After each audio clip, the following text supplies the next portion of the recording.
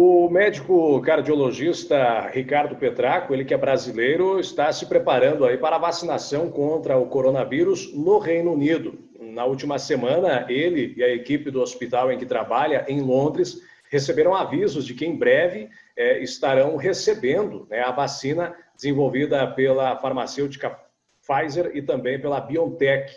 Essa vacina ela foi aprovada na última semana pelo governo britânico. O departamento de jornalismo aqui da Rádio Clube de Palmas conversa com exclusividade com o especialista para conhecer esta possibilidade de imunização tão esperada por boa parte do mundo. Olá, doutor Ricardo Petraco, seja bem-vindo, obrigado por nos atender. Olá, boa tarde aqui. Como é que os profissionais de saúde receberam esse aviso de que terão acesso a essa vacina? Olha, eu acho que para cada profissional de saúde, dependendo de onde eles trabalham, eles devem ter recebido essa informação de forma interna, eu diria.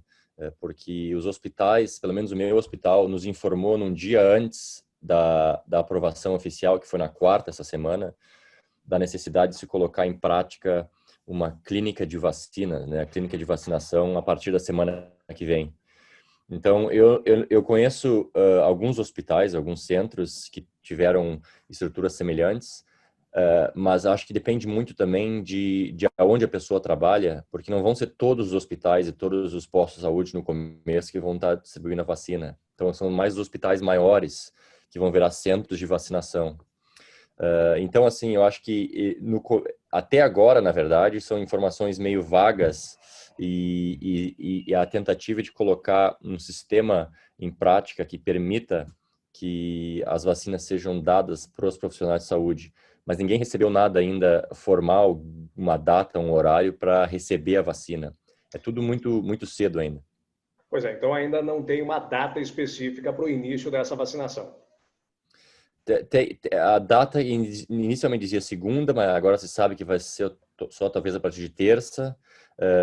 Então, se tiver terça, talvez tenha algum atraso, comece na quarta ou na quinta. Então, acho que eles estão fazendo um processo assim, vamos deixar tudo pronto.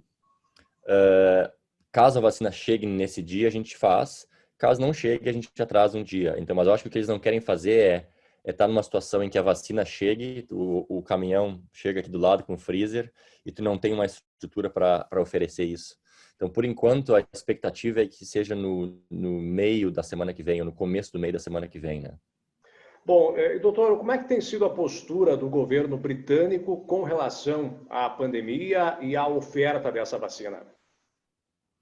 Olha, a postura do governo britânico, obviamente, foi bastante arrojada, por ser o primeiro a oferecer a vacina de forma formal aqui, pelo menos se diz no Ocidente, né? Mas, ao mesmo tempo, é de muita cautela para não tentar fazer com que essa notícia da vacinação leve a um relaxamento do comportamento social nas ruas por parte da população, porque se sabe que mesmo que a vacina comece agora, vai demorar muito tempo para vacinar, mesmo os grupos prioritários, e nem falar, então, na população em geral, que vai ser só para o meio, talvez, do ano que vem. Então, é um misto de entusiasmo pela notícia de que realmente está chegando, mas, ao mesmo tempo, de cautela para não fazer com que essa notícia gere efeitos colaterais de aumento do número de casos, né? Certo. Bom, doutor, essa vacina desenvolvida pela Pfizer e pela BioNTech, ela é um pouco diferente das demais, não é? O senhor conseguiria explicar a diferença, o modo de que essa vacina ela funciona no organismo? Sim, olha, eu não sou especialista em vacinas, mas obviamente a gente acaba lendo muito sobre isso nas últimas semanas, últimos meses, mas é uma metodologia relativamente nova. Normalmente as vacinas tradicionais, elas funcionam através da apresentação para o nosso corpo de uma proteína do vírus ou da bactéria que tu está vacinando. Essa proteína normalmente ela vem ou de um vírus enfraquecido no laboratório ou de um vírus parecido com o vírus que tu quer te proteger. Então essa é a maneira tradicional de fazer isso das últimas décadas. O que essa nova vacina faz é, em vez de apresentar para o corpo a proteína do vírus, que é um procedimento, digamos assim, relativamente difícil de fazer e devagar para se fazer em laboratório, ela apresenta um mecanismo de genético que vai entrar na nossa célula e vai dizer para a célula: produz essa proteína e essa proteína vai ser reconhecida e o sistema imunológico vai ser ativado. A diferença de usar esse mecanismo relativamente genético, usando o RNA, que a gente chama, né, é que pode se fazer em muita grande escala no laboratório. Em vez de ficar esperando a proteína de um animal ou de um vírus, que pode vir até de um animal não humano, seja multiplicada no laboratório, a maneira de reproduzir esse RNA é muito mais fácil, por mais que seja mais cara, pode se fazer em larga escala. Mas é claro, daí vem aquela questão, aquele mito assim de estamos lidando com genética, ou será que nós estamos modificando a genética da célula? Que na verdade não é bem tecnicamente correto, porque a gente não está interferindo no nosso DNA ou na nossa carga genética, a gente só está, através de um tipo de RNA, pedindo para o nosso corpo produzir aquela proteína e gerar anticorpos. Mas mesmo assim, o fato de ser um mecanismo novo e único mostra, por um lado, o quanto que a ciência avançou nos últimos anos, mas ao mesmo tempo vai gerar um pouco de ansiedade, até a gente ter um pouco mais de dados a longo prazo do efeito dela, né? Pois é, muito se questiona, né, doutor, o fato do pouco tempo de testes pelo qual essa e também outras vacinas em desenvolvimento têm passado. Aí no Reino Unido, como a população e a classe médica têm encarado isso, o fato aí do pouco tempo de testes para essas vacinas? Olha, eu acho que isso é uma discussão que sempre vai gerar grupos polares, né? Vão ter gente que vai ser a favor e gente que vai ser completamente contra.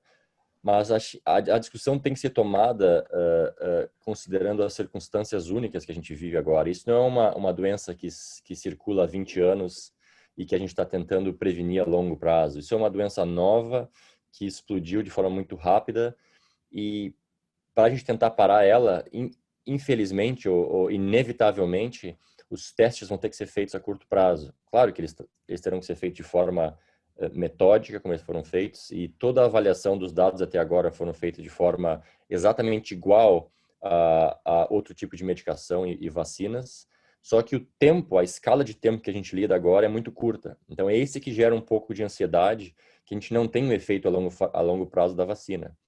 Agora, a única maneira de ter efeito a longo prazo e ter dados a longo prazo é ter o longo prazo, e a gente infelizmente não tem o longo prazo. No longo prazo, se a gente continuar assim, muita gente vai morrer e a economia de muitos países vai acabar sendo gravemente afetada. Então, eu acho que entre um equilíbrio de ser totalmente conservador ou ao mesmo tempo ser muito agressivo na forma de se vacinar, eu acho que a gente vai acabar encontrando um equilíbrio em que a maioria das pessoas vão aceitar e com certeza a grande maioria dos profissionais de saúde querem voltar a uma vida normal, né, e segura. Então, eu acho difícil que alguém se recuse a fazer isso, pelo menos de uma escala maior, assim, de volume de profissionais de saúde, né? Bom, aqui no Brasil, sobretudo na nossa região, que nós temos notado, né, o poder público tem tomado algumas medidas aí de limitação de horários de funcionamento de alguns setores da economia, de alguns estabelecimentos. São estabelecidos o toque de recolher em alguns horários. Os órgãos de segurança e também de saúde têm realizado fiscalizações em estabelecimentos. Aí no Reino Unido, nós conversávamos em off, o Reino Unido tem enfrentado a chamada segunda onda, né, de casos. Quais medidas estão sendo tomadas aí pelo poder público para o enfrentamento dessa pandemia? Exato. Essa é uma discussão extremamente quente, né? Que tem gente que é a favor ou contra níveis diferentes de isolamento ou de normas sociais que acabam afetando a economia. Aqui a gente acabou de sair do nosso segundo lockdown, que foi no dia 2, na verdade, na quarta-feira, e a gente voltou para uma vida relativamente mais normal, e o governo aqui dividiu as regiões em tiers, que eles chamam, né, ou níveis de isolamento necessário. Em locais onde as UTIs estão cheias, os hospitais estão vendo muitos casos, eles têm uma recomendação muito agressiva de não poder sair de casa, de não poder, os restaurantes estão fechados, não pode se misturar. E onde eu moro, em Londres, a gente está no que a gente chama de nível 2 de alerta, que é, tu pode sair, tu pode ir para a rua, tu pode ir no restaurante, mas dentro do que a gente chama de bolhas sociais. Ou seja, se eu posso ir com a minha família para um restaurante, mas eu não posso encontrar amigos ou pessoas de uma outra bolha dentro desses ambientes fechados. Se eu for na rua com eles, num parque, por exemplo, eu posso misturar até 6 pessoas de uma outra bolha, isso é permitido. Então, tu vê, são regras relativamente rígidas e também um tanto quanto controvérsias, mas acho que a mensagem é bem clara. O que o governo quer aqui é dizer o seguinte: olha, isso não acabou ainda, o Covid está aqui ainda, veio para ficar até a gente conseguir uma cura ou uma prevenção.